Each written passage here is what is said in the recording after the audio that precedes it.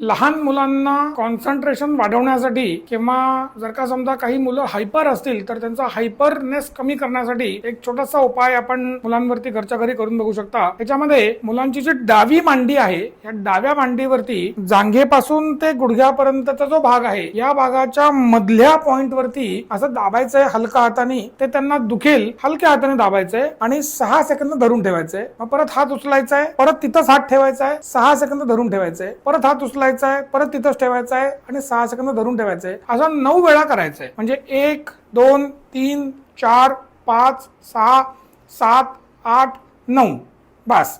प्रत्येक point 6 second करता दाबून ठेवायचं आहे, बस एवढंच करायचंय। हा पॉइंट जर का दुखत असेल तर हलक्या हाताने दाब द्यावा आणि हे दिवसातून एकदा किंवा दोनदा हे काही आठवडे करावं। त्याच्याने मुलं शांत होतात। खास करून ज्या मुलांना स्क्रीन बघण्याची सवय लागलेली आहे तर स्क्रीन बघणारी मुलं ही थोडीशी हायपर ऍक्टिव्हिटीकडे वळलेली असतात, त्यांची हायपर ऍक्टिव्हिटी कमी व्हायला मदत होते आणि फोकस आणि कॉन्सन्ट्रेशन वाढवण्यासाठी खूप चांगला फायदा हा या ट्रीटमेंटने आम्ही बघितलेला आहे। तुमच्या घरात जर का लहान मुलं असतील तर त्यांना जरूर हे देऊन बघा आणि तुमचा काय अनुभव आहे ते आम्हाला कॉमेंट मध्ये अवश्य कळवा। लहान मुलांच्या न्यूरोथेरपी ट्रीटमेंटसाठी सुद्धा आपण आम्हाला खाली दिलेल्या नंबर्सवरती संपर्क करू शकता।